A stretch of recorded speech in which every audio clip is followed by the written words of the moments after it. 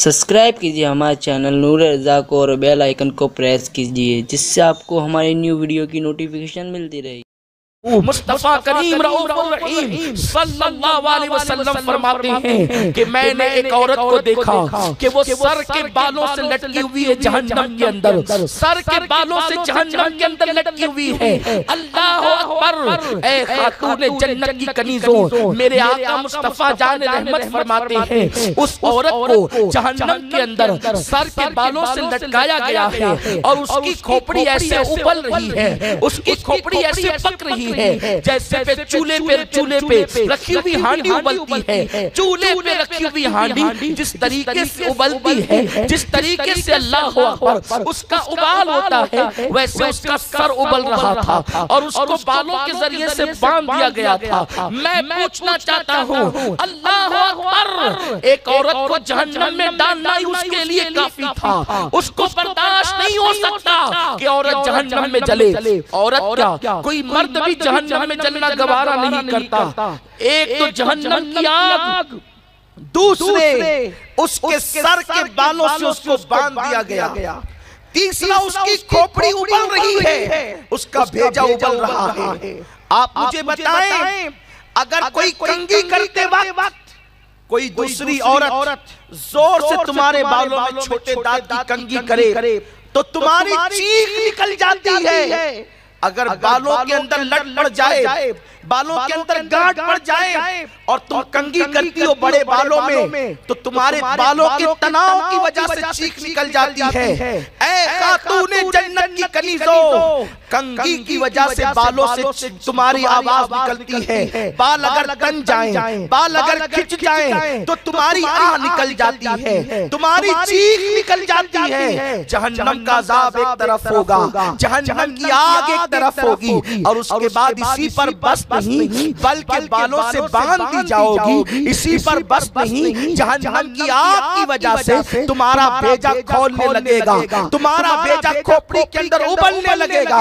सैयदा कायनात, मलका फिरदौस बरी, मखदूमा कायनात सैयदा फातिमा ज़हरा ने जब औरतों पर अज़ाब की ये दास्तान सुनी तो अपने बाबा से कहने लगी, बाबा जान ये बताएं कि जिस औरत को जहन्नम में बालों से बांधा गया, उसकी खोपड़ी उबल रही थी और उसको जहन्नम के अंदर जलाया जा रहा था, उस औरत की गलती क्या थी, उस औरत का जुर्म क्या था? इसलिए कि बात औरतों के अज़ाब की चल रही थी। सैयदा कायनात, मलका फिरदौस बरी, सैयदा फातिमा ज़हरा सलामुल्लाह अलैहा ने जब सवाल किया तो आका ने फरमाया, बेटी जिस औरत को जहन्नम में बालों के बल बांधा गया था, उस औरत का जुर्म दुनिया में यह था कि वो दुनिया में जब अपने घर से बाहर निकलती तो अपने सर को खुला करके बाहर निकलती, वो नंगे सर बाहर निकला करती थी। अल्लाह अकबर। दुनिया की 2 दिन की नुमाइश करने वालियों, अपने बड़े बालों पर इतराने वालियों, अपने दुपट्टे को मफलर बनाने वालियों, जरा गौर तो करो,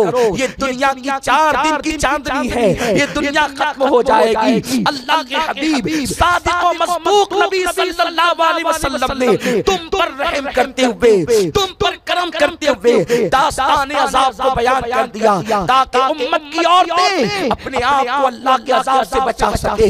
हाय मेरी कौम की औरतों, हाय मेरी बहनों, मेरी माओ, जरा अंदाजा तो करो, जब तुमको तुम्हारे बालों के बल बांध दिया जाएगा, किस जुर्म की वजह से, जिसको तुम कभी गुनाह भी नहीं समझती, जिसको तुम कभी बुराई भी नहीं समझती, जिसको तुम कभी बेहयाई भी नहीं समझती। अल्लाह अकबर। कोचिंग में चली तो दुपट्टा गले में लटक गया, पार्कों में गई तो दुपट्टा गले में लटक गया, वलीमे में गई तो दुपट्टा गले में लटक गया। ऐ मेरी बहन, तू अपने नंगे सर को जो नुमाइश कर रही है, आज तू बड़े मजे के साथ अपने बड़े बालों की नुमाइश कर रही है। कल कयामत के दिन जहन्नम के अंदर तुझे से बड़े बालों से बांधा जाएगा, जहन्नम के अंदर यही बड़े बालों से तुझे बांध कर लटकाया जाएगा।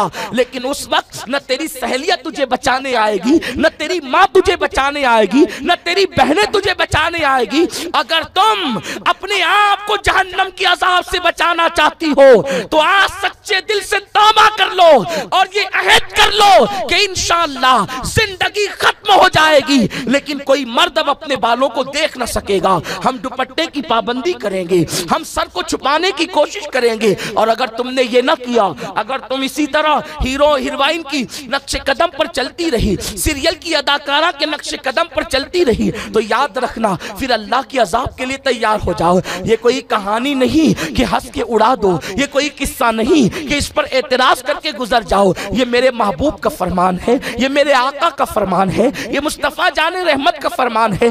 बदलो अपनी जिंदगी को मेरे प्यारे आका अलैहिस्सलाम की कनीजों। इज्तिमा में आपको इसीलिए बुलाया जाता है ताकि आखिरत के अजाब से तुम्हें बचा लिया जा सके, ताकि तुम्हें फिक्र दी जा सके। मेरे आका सल्लल्लाहु अलैहि वसल्लम की कनीजों, आज बच्चियां फैशन के तौर पर दरअसल हीरोइन नंगे सर घूम रही है तो मेरी कौम की बच्चियां भी घूम रही है।